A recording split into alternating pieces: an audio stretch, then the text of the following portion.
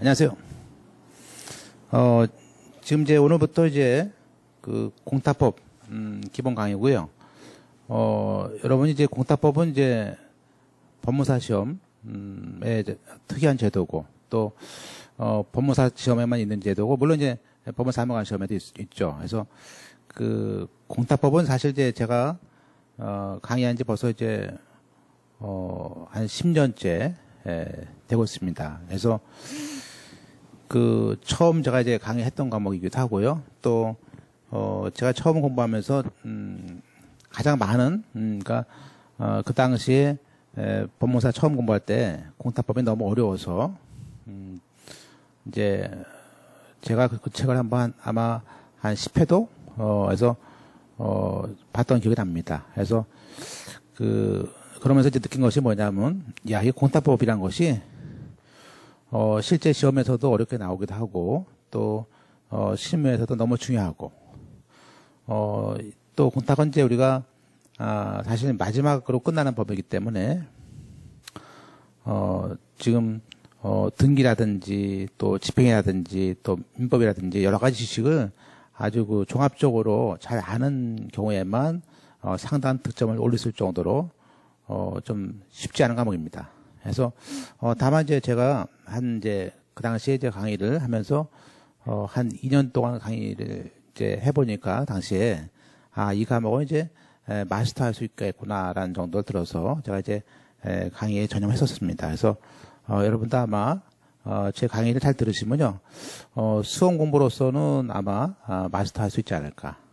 그래서 특히 이제 올해는 제가 지금 2010년 개업한 이래로 거의 5년 만에 공탁법 교재를 또 만들었습니다. 만들어가지고 지금 이제 요거는 이제 우리가 2015년 3월 달쯤에 나왔는데요.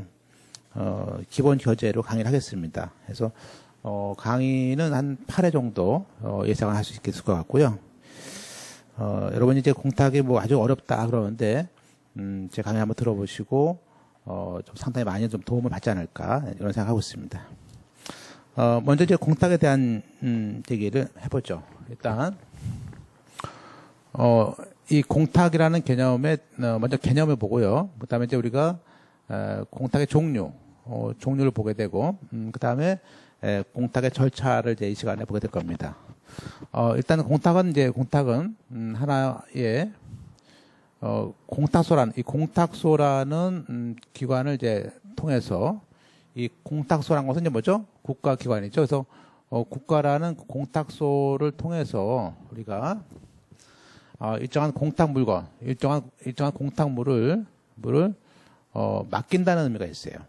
그죠? 그래서 사실은 이제 우리가 맡긴다라는 의미가 있습니다. 그래서 그런 점에서는 뭐 위탁과 비슷한 개념인데 다만 이제 우리 법에서는 이제 이게 공법 강의를 보니까 일단 그런 공법 강의를 보셔야 되고요. 물론 이제 이 공탁의 종류는 이제 우리가 아마 민법서 공부하실 때 변제를 해야 되는데 채무자가 변제해야 되는데 채권자 쪽에서 수령 거부하거나 또 수령 거절하거나 또 채권자를 몰랐을 때 그랬을 때 우리가 변제 공탁을 하게 되는데 그때 이제 민법 489조라는 조문에 의해서 본 적이 있으실 겁니다. 그죠? 다만 이제 공탁에서는 이제 그런 거 말고 또 이제 몇 가지 공탁이 또 있습니다. 그래서 일단 종류를 보시면요. 공탁의 종류는 이제 분류죠. 분류인데 이때 공탁의 분류는 보시면요. 5가지가 있습니다. 이건 이제 우리가 조문에 나오는 것은 아니고요. 우리가 목적이다. 그래서 목적에 따른 분류가 됩니다.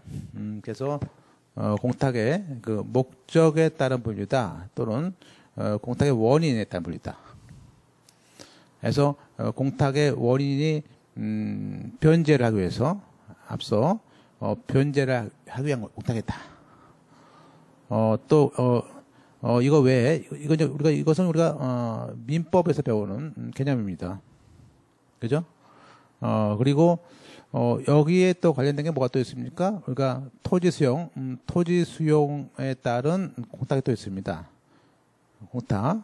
그래서 주로 토지 수용 보상금이라고 공탁인데, 이건 우리가 토지 수용에 대해서는 우리가 이 토지보상법의 조문이 있죠. 그죠? 40조 2항에 있습니다. 그리고 이제 두 번째로는 우리가 배우는 게 뭐가 있냐면 담보공탁을 배웁니다. 담보공탁. 이 담보공탁이라는 개념은요. 여기는 사실은 이제 이게 좀 어렵죠. 그런데 이 담보란 말을 쓰기도 하고 다른 말로 또 우리는 보증이란 말을 씁니다. 그래서 이런 공탁은 이제 우리가 세 가지가 있어요. 세 가지가. 그래서 첫째는 재판상 담보공탁이 뭐 제일 많이 배웠죠. 그래서 재판상 담보공탁이다. 여기서의 재판이라는 것은요. 재판이라는 것은 우리가 소송뿐만 아니라 우리가 집행 경우도 해당됩니다. 집행 중에 특히 우리가 집행 중에서 예컨대 뭐가 있습니까? 가압류에 대한 담보공탁 어떤 배우게 되고요. 또 이제 이거 외에도 뭐가 또 있습니까? 영업상 하게 된 담보공탁. 또 세금 납세에 따른 담보공탁이 또 있어요. 이제 시험 문제 우리가 이 재판상 담보공탁에 국한되어 나오고 있기 때문에 여기에 집중하셔야 되는데, 예컨대 소송이나 집행에 대해서 또는 우리가 뭐죠? 집행을 정지하겠어. 이 집행에 따른 집행을 정지하기 위한 담보공탁도 있어요. 자, 그럼 이제 그러면 우리가 여기서 담보라는 개념을 이제 보셔야 되는데, 항상 우리가 담보라는 개념이 나오면요. 거기에서 있게 되는 채권과의 관계가 있어요. 도대체 뭐를 담보하느냐 해서 담보라는 것은 한마디로 뭐죠? 피담보 채권. 이게 종된 권이라고 담보라면 그 채권에 달려있는 예컨대 우리가 내가 돈을 빌려준다면 담보된 채권이 있고 담보부 채권이 담보를 빌려서 준 경우도 있지만 무담보로 준 경우도 있죠. 그래서 이건 이제 우리가 어떤 담보된 채권이다 해서 그 채권을 담보해서 어떤 채권이다. 이때 채권은 뭐죠? 이때 채권은 우리가 이 소송이나 집행을 하는 과정에서 우리가 있게 되는 뭐예요? 있게 되는 손해에 대한 담보다 이거예요. 이걸 우리는 공탁의 방식으로 하겠다 그런 얘기예요. 그래서 우리가 담보공탁이라는 것은 재판 어떤 가압류를 하고자 할 때 어떤 가압류 채권자가 보세요. 예를 들면 가압류 채권자가 가압류를 신청해요. 그러면 이때 이 가압류라는 것은 어차피 비밀리에 그죠? 하는 것이기 때문에 또 가압류권자의 말만 빚고 하는 거 아니겠습니까? 그래서 이때 잘못된 가압류로 인해서 있게 되는 손해. 이 상대방의 손해를 이렇게 담보를 하는 겁니다. 그래서 하는 것이고 또 하나 예를 들면 또 뭐가 있습니까? 여기 강제 집행 정지. 예컨대 만약에 소유자가 점포 소유자가 점유자 즉 우리가 임차인 점포의 임차인에 대해서 임대 기간이 끝났다든지 또 차임을 연체한다든지 그런 이유로 해서 계약을 해지하고 뭡니까? 그 명도 소송을 할 때 이때 임차인이 그죠? 그러한 소송에서 비록 소송에서 지겠지만 그래서 일정 기간 동안 시간을 끌기 위해서 하게 되는 그 집행 정지를 당하지 않기 위해서 그 소송의 진행 기간 동안에 있게 되는 손해를 담보로 제공하고 집행 정지할 수 있어요. 그렇다 그것보다 우리가 손해겠죠, 손해. 따라서 이 담보공탁은 그런 의미에서 손해배상에 대한 담보, 즉 재판이나 집행에서 이루어지는 손해배상에 대한 담보로서 하는 공탁이다. 되고요. 그 다음에 이제 집행 오타겠습니다. 집행 오타. 이제, 물론 이제 제일 중요한 게 이제 여기서 보는 우리가, 단봉 오타, 집행 오타, 난이도가 뭐 둘 다 높습니다. 또 여기 토지성도 높죠. 네, 그리고 네 번째, 우리가 다섯 번째. 그래서, 보관 공탁, 보관. 요건 이제 우리가, 상법상, 회사채에 대한, 회사채 가지고 있는 사람이, 그 채권자 집회를 열거나 또는, 채권자의 의결권 행사할 때, 그때 그 회사채를, 예컨대 뭐 10만 주 있다. 뭐 10만 주를, 의결권 행사할 때마다 그걸 두고 다닐 수는 없으니까 그것을 보관을 합니다. 공탁소에. 그래서 공탁소에 몇 주라는 것을 보관돼 있으면 그거 가지고 자기가 결의를 행사할 수 있죠. 그래서 이것은 단순히 목적이 뭐죠? 목적이 변제, 담보, 집행 목적이지만 이것은 보관을 위한 목적입니다. 그리고 우리가 다섯 번째 우리가 몰치 공탁했습니다. 몰치 공탁. 여기는 이제 여기는 소명에 가름하는 것이 있고요. 그 다음에 상업등기법상 상호 가등기 주식회사라든지 유한회사에 설립할 때 장차 설립하기 위해서 좋은 상호 가등기를 내가 6개월 범위 내에서 쓸 수 있어요. 그렇지만 이제 그 가등기를 쓰기로 했다가 A라는 가등기를 쓰기로 했다가 나중에 다른 이름을 바꿨다든지 그럴 때 이 상호 가등기에 대해서 미리 가등기 해놓고요. 물론 나중에 이 A라는 가등기를 했다가 가등기를 안 쓰면요. 그때 건데 공탁금을 걸었는데 이 공탁금을 그 상호 가등기를 안 썼을 때 이 공탁금을 뺏기죠. 몰치. 국가에다가 뺏기는 그런 장면. 그죠? 예. 물론 이제, 이 정도 보시면 될 것 같고요. 자, 그럼, 그 중에서, 우리가, 여기서 있게 된 집행공탁이 제일 중요해요. 자, 집행이라는 말은 사실은, 우리가, 집행은 이제 두 가지, 본집행으로서 뭐가 있을까요? 집행공탁은, 우리가, 집행의 절차, 어떤 집행이라는 절차를 통해서, 이루어지는 각종 공탁이 있습니다. 공탁. 예컨대, 집행해 볼까요? 압류를 시작해서, 그죠? 또 나중에 매각을 해서, 그 다음에, 배당이라는 절차. 즉, 압류나, 현금화. 그죠? 그리고, 배당이라는, 채권자 만족 단계를 가는 절차였는데, 이런 단계에서, 이런 단계별로, 이제 공탁할 사유가 생깁니다. 예컨대, 매각 같은 경우는 매각에 대해서, 그죠? 허가했을 때, 허가에 대해서 뭐 할 수 있습니까? 즉시 항고할 수 있어요. 이때, 즉시 항고할 때, 적어도, 그 경매대금의 10분의 1 정도에 해당하는, 항고를 위한, 보증공탁을 하게 돼 있죠. 그죠? 집행공탁. 집행 과정에서 이루어지는 거. 또, 집행법, 161조에 보면은, 우리가, 뭐가 또 있어요? 이 배당에 대해서, 배당 유보공탁이 써 있습니다. 유보공탁. 그 밖에, 집행법, 241조에 해당하는 그 유명한, 그죠? 248조에 해당하는, 제함채무자의 요 압류, 관련 공탁. 이게 전부 다, 집행공탁입니다. 너무 중요한 얘기죠. 그래서, 또 그 밖에 또 뭐가 있습니까? 가압류 관련되어 가압류, 해방공탁 같은 거. 이런 제도를 우리가, 이제 이 시간에 배우게 됩니다. 그래서, 공탁이 어려운 이유는 사실은 우리가, 집행법을 왔다 갔다 하면서 하기 때문에 어렵고요. 물론 공탁을 여러분이 잘 해놓으시면은, 집행법에서도 한 5문제 정도는 이 공탁 실력 가지고 맞출 수 있어요.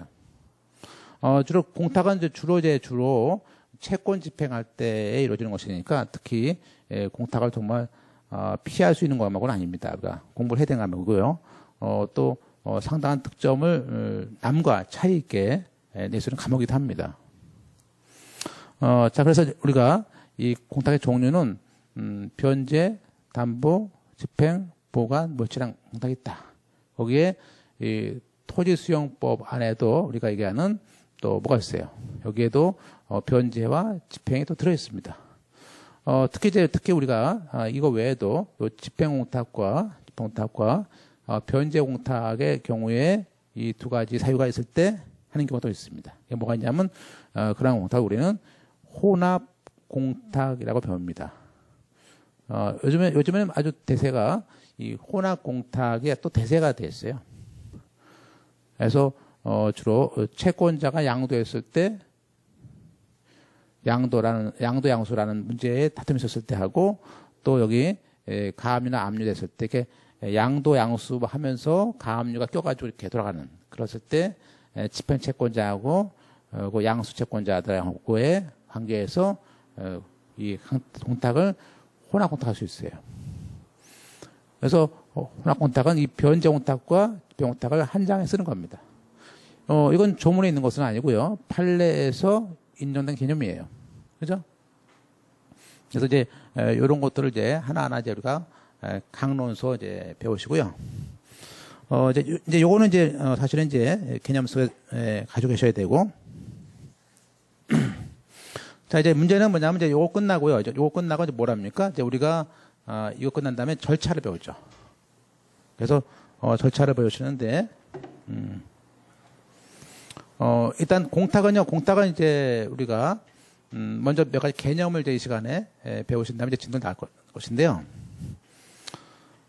지금 이제 우리가 자, 공탁의 종류가 뭐가 있다고요? 5가지 종류에서 변제, 담보공탁. 담보공탁은 장래 소송상, 집행상 손해를 담보하기 위해서 하는 공탁 제도가 있다. 그죠? 그리고 집행공탁. 집행공탁은 주로 압류 관련 공탁을 많이 배우는데 그 밖에 매각 단계에서 또 배당 단계에서 어떤 집행 절차에서 이런 공탁이 있다. 그리고 또 뭐가 있어요? 그리고 그다음에 몰치라든지 보완이 있다. 물론 이제 이런 것은 우리가 그 두 가지는 잘 안 나고요. 시험에 이제 변제, 담보, 집행인데 주로 이제 우리 시험에서는 집행공탁하고 담보공탁을 잘 공부하셔야 되고 특히 최근에는 토지 수용에 대한 공탁들이 또 아주 잘 나오고 있고 좀 난이도가 있습니다. 특히 공탁은 이제 우리가 지문이 좀 길고요. 또 시험에서 또 이게 마지막 그 과목이기도 하고 또 배점이 40점이니까 법문사 같은 경우는 그래서 또 사무관 시험도 마찬가지고요. 그래서 공탁법의 사무관 시험은 10개 나오고 있는데 그걸 피할 수 있는 과목들은 아니에요. 좀 이제 강의를 또 어차피 이건 강의를 또 안 들을 수 없는 과목도 아닙니다. 그래서 혼자서 공부하기엔 너무 또 어렵고 집행처럼 힘들고요. 다만 이제 이걸 잘 좀 인내심 있게 들으시면 아주 상당한 여러분이 수준에 올라갈 수 있습니다. 자, 이제 우리가 공탁은 이제 절차 있죠. 따라서 이제 뭐 주로 이제 변제 공탁을 한번 예를 들어서 볼까요? 하나씩 보시는데 첫째는요.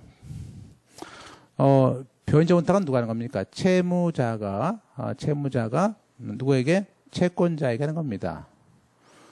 채무자가 변제기가 됐는데 채무자가 A라는 사람이 B에게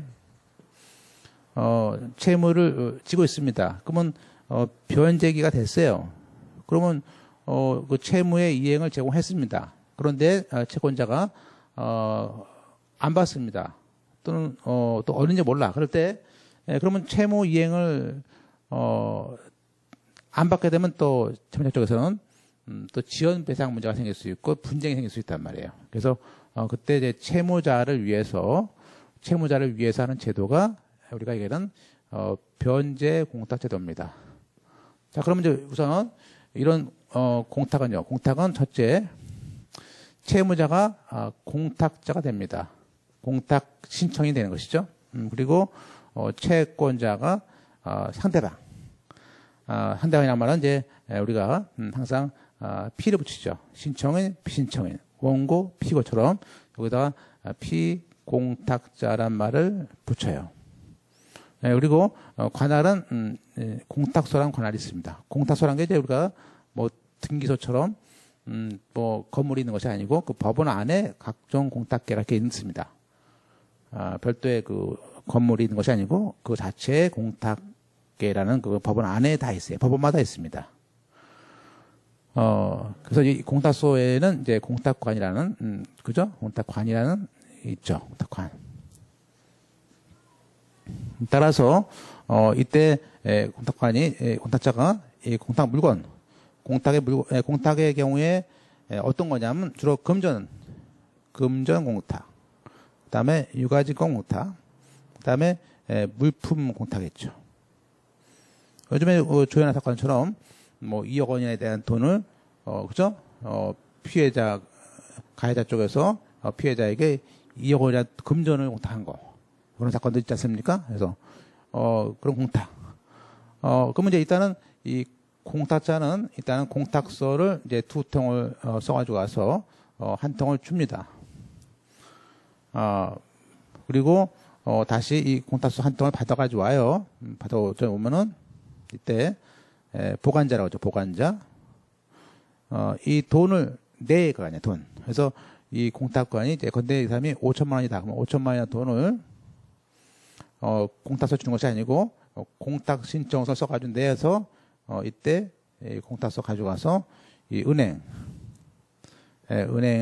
또는 물건이 남은 창고업자를 우리가 공탁물 보관자라고 합니다. 이 보관자에게 공탁물을 내는 거, 이것을 우리는 공탁물의 납입이라고 합니다.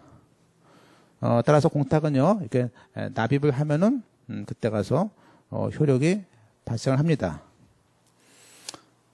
물론 이제 이때 공탁에 돈이 들어오면 이때 온라인 전송이 되고 공탁관이 이때 피공탁자에게 공탁했다는 것을 알려주는 것이 뭐가 있습니까? 그게 공탁 통지서를 보냅니다. 물론 이때 공탁자가 그 피공탁자에게 줄 공탁 통지서를 내고요. 그러면 이제 봉투 이제 우편 이때 그 송달료에 해당하는 돈을 내면은 요금을 내면 과거에는 이걸 봉투하고 우표까지 우리가 붙여서 냈는데 지금은 봉투도 필요 없고요. 그래서 또 우표도 필요 없고 그냥 요금만 내면 돈만 내면 그걸 공탁 통지서에다가 봉투 씌워가지고 이 공탁소에서 누구에게 피공탁자에게 송달을 해줍니다. 자, 이제 이게 우리가 공탁 신청 절차죠. 자, 이번에는 공탁은 참 특이하게 절차가 이런 공탁 신청 절차라는 것이 있고요. 또 나중에 이제 그러면 공탁을 찾는 절차가 있습니다. 자, 공탁을 찾는 절차가 우리가 공탁의 지급 절차라고 합니다. 절차. 자, 그러면 이제 우리가 이때는 보세요. 이때는 지급은 일단 다시 이제 A라는 사람이 뭐죠? 역시 공탁자가 되고요. 상대방은 피공탁자가 됩니다. P라는 것은 이제 공탁물을 수령할 권한이 있는 자다 이렇게 보겠죠. 그리고 역시 공탁소가 있고요. 돈은 은행에 있겠죠. 보관자. 주로 이제 신한은행이나 이제 신한은행이 주된 은행이고 법원 안에 있죠. 그리고 이제 농협도 있을 수 있고요. 자, 그러면 이때 공탁을 통지를 받은 B가 공탁을 달라는 거. 그래서 피공탁자인 B가 공탁을 찾아러 오는 것을 우리는 공탁물을 출급을 한다 그러고요. 그리고 그다음에 다시 이제 물론 B가 공탁을 찾아가지 않았다. 그러면 A라는 사람이 공탁을 다시 뭐 할 수 있습니까? 공탁을 회수할 수 있어요. 따라서 이제 우리가 공탁자가 다시 찾는 것을 회수라고 그러고요. B 공탁자가 찾는 것을 출급이야. 그래서 A의 공탁금 회수 청구권, B의 공탁금 출급 청구권. 그러면 이번에 조현아 사건처럼 다시 또 이 A가 공탁자가 조 씨가 공탁금 2억을 회수할 수도 있고요. 그죠? 회수할 수 있습니다. 다시 살 수 있어요. 물론 이것에 대해서 서로 그죠? 찾아가지 않았다. 서로 찾아가지 않고 그러면 얼마? 10년이 지나면요. 10년이 지나면 이 공탁금에 대한 그 소멸시효가 완성이 돼서 국가로 귀속이 됩니다. 그죠? 공탁은. 여하튼, 그래서 이렇게 우리가 따라서 이때 이 공탁을 주는 것을 우리는 주고받고 하는 것인데 결국에 이것을 회수와 추급이라는 말을 쓴다. 그러면 이때 공탁관이 이때 채무자가 되는 거예요. 회수에 대한 채무자, 또 추급에 대한 채무자가 되는 겁니다. 그래서 국가가 채무자의 지위에서 공탁금을 주는 것인데 이 회수와 추급이라는 말을 합쳐서 우리는 용어를 공탁금을 지급한다. 그래서 이걸 우리는 공탁금 지급 절차예요. 따라서 이 공탁소 입장에 봤을 때는 공탁을 다 지급하는 것이기 때문에 회수도 지급이고 추급도 지급이에요. 그죠? 다만 이제 신청서만 회수 청구서 2통, 지급 청구서 2통을 내서 각자 회수 수할 수 있습니다. 물론 이런 공탁금에 대한 권리, 이런 권리를 우리가 또 양도할 수 있습니다. 양도도 할 수 있을 뿐만 아니라 나가서 또 다른 채권자들이 이것에 대해서 뭐죠? 채권이니까 압류나 가압류나 가처분, 이쪽 똑같이 이쪽도 압류나 가압류, 가처분 등 그 권리 승계인들이 많아진다는 거죠. 이렇게 그런 것들이 이제 우리가 공부하는데 좀 어렵지만 사실은 또 재미가 또 있기도 합니다. 그죠? 그래서 이런 절차를 이제 우리가 이번 시간에는 신청 절차, 그다음에 지급 절차 배우고요. 그다음에 그 강론으로 변제공탁, 도체공탁, 담봉탁, 집행공탁 이렇게 강론적 공부를 해서 한 8회 정도 하시면 이제 강의가 공탁법을 마스터할 수 있습니다. 그죠? 공탁은 이제 조문이 많지 않습니다. 그래서 공탁은 공탁법이 있고요. 그래서 공탁 규칙이 있고요. 그 다음에 이제 공탁 예규가 있습니다. 예규, 사무처리 규칙이란 예규가 있고, 그 다음에 선례가 있는데 많이 나오지 않습니다. 1년에 한 5개 정도밖에, 10개 정도밖에 안 나오기 때문에 뭐 등기처럼 이렇게 많은 것은 아니고요. 다만 이제 그것에 대한 해석이 좀 쉽지 않다. 그래서 이 시간 동안에 우리가 이런 절차를 배울 수 있어요. 자, 이거는 우리가, 자, 여기서 배우는 것들은 뭐예요? 이것은 전부 다 우리가, 변제 공탁할 때 이제 절차를 배웠습니다. 자, 이제 이번에는, 간단히 이제 우리가 첫 시간이니까 뭐 진도 들어가기 전에 우리가, 집행 공탁에 대한 것들 하나 볼까요? 집행 공탁에 대한 것들. 그래서, 집행 공탁이 이루어지는 경우, 담보 공탁이 이루어지는 경우 배우죠. 일단은 먼저, 담보 공탁이 이루어지는 경우 볼까요? 담보 공탁이. 예컨대 이제 두 가지가 있습니다. 우리가, 담보 공탁 아까 배웠지만. 자, 담보 공탁은 똑같이, 자, A라는 사람이, 자, 가압류 채권자입니다. B가 역시, 가압류, 반대로, 채무자예요. 이 사람은 이제 우리가 판결문이 없으니까, 그죠? 판결문이 없으니까 이제 임시적인 조치로서, 우리가 지급금지 시키는, 그죠? 처분금지 시킨다는 의미의 가압류를 하려고 합니다. 그래서, 이 사람은, 차용증을 가지고 있습니다. 차용증. 5천만 원짜리 차용증. 그리고, 돈 달라는 내용증명, 각종 최고를 했어요. 돈을 안 줍니다. 그래서 일단은, 가압류를 얻어가야 됩니까? 그래서 이런 이유를 해가지고, 가압류를 B의 아파트에다 가압류를 하려고 합니다. 그죠? 또는, B가 가지고 있는, 채권, 임대보증금에 대해서 하려고 그래요. 또는, 월급에다 하려고 그래요. 또는, 은행에 달려갑니다. 아무튼 이 B가 빵집을 하는데 B가 가지고 있는 매출 채권 에다가 하려고 합니다. 하려고 그래. 그럼 어떤 이런 여러 가지 목적에 따라서 가압류할 수 있죠? 그러면 그때 우리가 만약에 A라는 사람이 가압류 신청해요. 자, 가압류 신청합니다. 그럼 가압류 명령이 나오죠? 가압류 집행을 합니다. 그래서 예컨대 B에 대한 예컨대 B가 점포하는 빵집에 매입을 하는 돈 들어오는 그 매출 채권에다가 하려고 해요. 가압류를. 그러면 이제 그래서 이 사람이 받고자 하는 금액은 1,000만 원입니다. 사실 이제 우리가 이렇게 어떤 채권이나 통장이나 월급 같은 거에 가압류하면요, 사실은 아직 판결문에 의해서 받은 것은 아니지만 실제 가압류 해놓으면 이 사람이 돈이 묶이니까 이 돈을 소송을 하지 않아도 가압류만 가지고도 채무자가 돈을 줄 가능성이 많겠죠. 그죠? 그래서 가압류 신청하니까 법원에서 먼저 신청해서 하니까 법원에서 이런 말을 해요. 공탁을 하라는 명령이 나옵니다.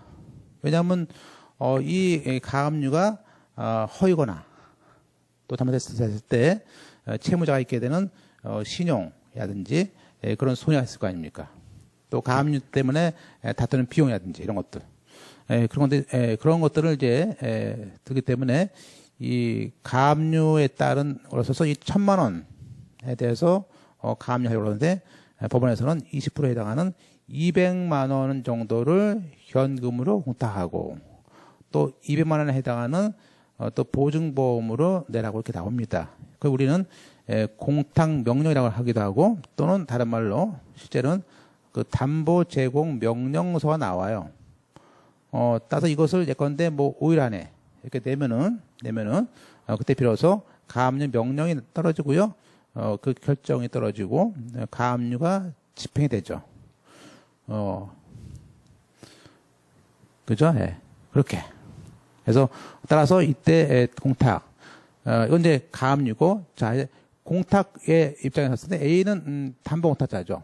공탁자가 되고, 이 사람은 피공탁자가 됩니다. 그러면 이제 우리가 이때 1,000만 원에 대한 공탁금이 여기 있습니다. 그죠? 따라서 이 피공탁자라는 말은 뭐예요? 이 사람 말은 이 가압류의 경우에는 뭐죠? 장래에 있게 되는 손해, 이 가압류에 따른 손해배상, 장래에 있게 되는 손해배상에 대한 담보 공탁을 A가 걸은 거예요. 따라서 이 사람은 사실은 손해 담보권자라고 합니다. 따라서 우리가 피공탁자라고도 하고요. 그죠? 또 손해 담보권자가 곧 피공탁자다. 그러면 그 말은 맞는 말입니다. 다만 이제 법리는 뭐냐면 법리는 이 1,000만 원에 대해서는 나중에 이 A와 B끼리 소송을 했어요. 소송을 했는데 오히려 이 A가 졌습니다. 패소했어. 그러면 이때 B가 이 공탁금에 이 A라는 가압류 때문에 손해가 있다. 그래서 그때 이 손해에 대해서 다만 이제 이때 B가 공탁금을 찾는 것은 출급이고 A가 찾는 것은 회수인데 이때 B가 공탁금을 찾으려면 그 손해 1,000만 원이 다일 수도 있고요. 1,000만 원이 아닐 수도 있죠. 그래서 그걸 입증해서 이 손해배상을 가져가는 제도입니다. 물론 A라는 사람은 또 이 공탁금에 대해서 승소하면 나중에 불안 승소하면 공탁금을 회수할 수 있죠. 그런 절차를 배우는 것이 이제 우리가 공탁법입니다. 그죠? 그래서 이런 두 가지 배웠어요. 자, 이제 하나 더 볼까요? 이제 지금 첫 시간이니까 이제 물론 공탁법을 공부하시는 분은 지금 집행법도 아마 상당히 공부하셨을 거라고 보여집니다. 그래서 자, 이제 우리가 이 중에서 집행공탁 중에서 우리가 제함채무자의 공탁을 보죠. 자, 이번에는 우리가 뭐가 있어요? 집행공탁을 배웁니다. 이건 이제 사실은 이것은 248조에 있는 얘기인데요. 간단히 보겠습니다. 그래서 일단 A, Y라는 사람이 판결문을 가지고 있어요. 그죠? 이때 판결문은 이것이 뭐 가집행 판결이든 확정 판결이든 또 판결문이 아니고 뭐 조서든 또 아니면 뭐 공정조서든 하여튼 이런 것에 의해서 우리가 또는 지급명령이든 한 게 없습니다. 그래서 이걸 통틀어서 뭐라고 합니까? 이것을 우리는 집행권한이라고 합니다. 이런 그 A가 B가 가지고 있는 그런 이행 청구권의 그 존재와 범위가 들어있는 문서를 말합니다. 따라서 A가 지금 B에 대해서 우리가 5천만 원이라는 이행 청구권이 있습니다. 금전 청구권이. 그래서 다 집행문을 받았어요. 자, 집행합니다. 그때를 보니까 자 B가 C에 대해서 어떤 물품 대금 받을 게 있는 거야. 알았어요. 물품 대금 거래처에 물품 대금이 거래처에 있어요. C라는 회사에.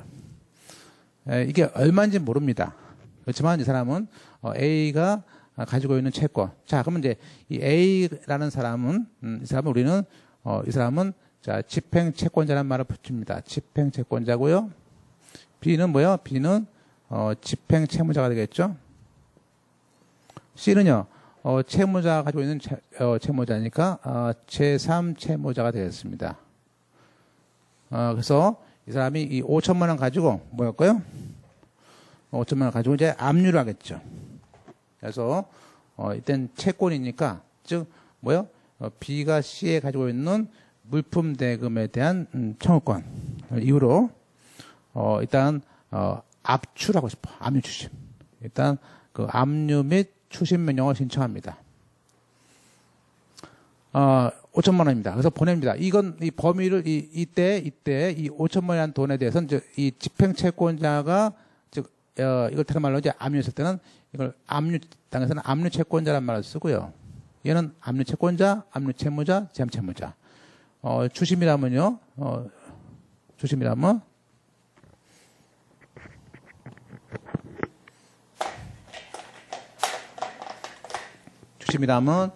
이 사람이 추심 채권자, 전부라면 전부 채권자 이렇게 쓰겠죠. 따라서 우리가 이렇게 그 압류 단계에 있다면 이 압류 채권자와 압류 채무자 또 제함 채무자 관계가 있죠. 따라서 이 압류 채권자인 집행 채권자가 채무자가 가지고 있는 이 5천만 원에 대한 채권은 이것을 우리는 집행 채권이라고 말을 합니다. 그리고 이 B가 C가 가지고 있는 이 채권은 이것은 우리가 압류할 채권이죠. 만약에 이것이 압류됐다면요, 압류된 다음부터는 피압류 채권이죠. 이게 전부 됐다면 피전부 채권이죠. 또 법률에서는 뭐죠? 이것을 우리는 목적 채권이죠. 따라서 이 목적 채권에 대해서 그 범위를 정하지 않고 일단 했다. 그러면 일단은 A라는 사람은 일단 5천만 원에 대한 집행 채권을 가지고 압류를 했습니다. 근데 이제 사실은 이제 밝혀진 바에 의하면 이 돈이 1억이에요, 1억. 줄 돈이.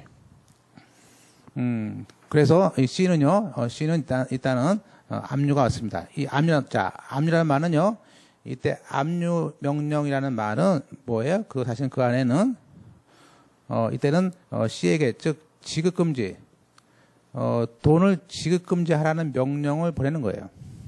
따라서 이 사람은 이 5천만 원에 대해서는 C는 B에 대해서 지급을 할 수 없어요. 또 반대로 채무자한테는 영수금지 또는 처분금지가 있는 겁니다. 이 사람은 이 압류된 다음부터는 제함자한테 양도할 수도 없고요. 처분할 수 없고 또 B가 C한테 돈을 받을 수 있는 권리가 없습니다.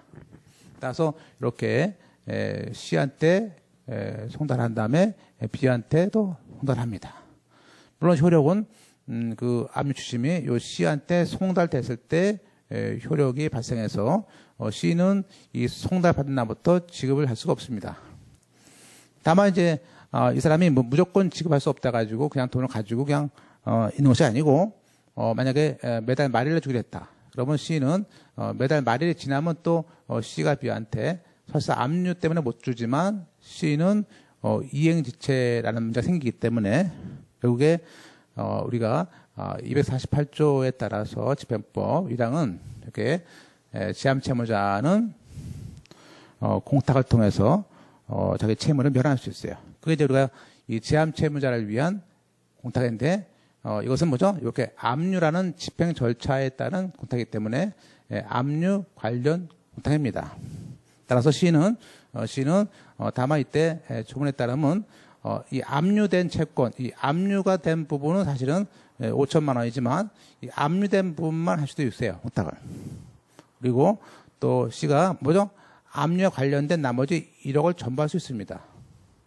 그래서 공탁을 한 다음에 이때 공탁했다는 사유 신고를 합니다. 그죠? 다만 이때 사유 신고라는 것은 공탁했다는 사실을 알려주는 겁니다. 그럼 보세요. 이 압류를 하고요. 압류하고 공탁합니다. 공탁은 뭐죠? 현금화예요, 현금화. 돈이 들어온 것이고, 따라서 이 돈이 들어오면요. 자, 집행 절차는 뭐죠? 압류, 현금화, 배당이라는 절차예요. 따라서, 압류에 따라서 공탁하고 이것이 현금화되고 나가서 이 사람이 공탁했다는 사실을 요 압류법원이 뭐 이게 청주다 그러면 청주법원에 가서 사유 신고서를 보내야 됩니다. 그죠? 그러면 그때 가서 이 압류법원인 여기 이제 A가 했던 법원, 요 압류법원에 해당하는 요 법원에서 이제 배당 절차를 진행하는 요게 배당법원이죠. 그죠? 물론 공탁은 이제 서울에 있을 수 있지만, 그래서 공탁된 법원하고 배당법원이 다를 수 있지만, 일단, 이 사유신고를 통해서 공탁에서 했다는 사실을 사인을 알려주면, 이때 이 사유신고에 의해서 이때 배당 절차가 개시가 됩니다. 물론, C는 이 공탁함으로써 변제를 한 것을 봐가지고 보게 됩니다. 이런 절차를 이제 우리가 하나씩 배우는 것들이 이제 우리가 오고요. 실제는 이제 우리가 공탁을 하는 절차보다는 실제는 뭐죠? 이렇게 공탁했을 때 각종 권리 관계가 어떻게 분쟁이 되느냐 문제하고 또 이 공탁금을 또 어떻게 찾느냐. 그래서 최근의 문제는요. 공탁금을 어떻게 지급받느냐라는 그 신청 절차보다는 공탁금에 대한 지급 절차가 아주 매우 중요하다 이거죠. 그래서 이런 절차를 이제 앞으로 우리가 이 시간에 쭉 이제 다음부터 보게 되겠습니다. 그죠? 지금 이 교재는 제가 2015년에 만들었던 것이고, 전체 페이지는 뭐, 이렇게, 한 500여 페이지 됩니다. 그래서, 다음 시간부터는, 교재 순서에 따라서 이제 공부하실 것이고, 일단은 별도로 뭐, 복습 같은 것들은 잘 하셔야 되고요. 다른 뭐, 예습 같은 것은 안 하셔도 됩니다. 그래서, 제가 이미, 공탁을 뭐, 여러 번 해왔었고, 또, 여러 번 또 만점도 맞아봤었기도 하고, 또 제 주위에서 공탁 들으신 분들도 뭐 상당한 점수를 많이 받기 때문에 여러분이 강의를 잘 따라오시면 되는 것이고 강의에 거의 뭐 의존하셔도 될 것 같습니다. 그래서 그럼 다음 시간부터 교재로 진행하겠습니다.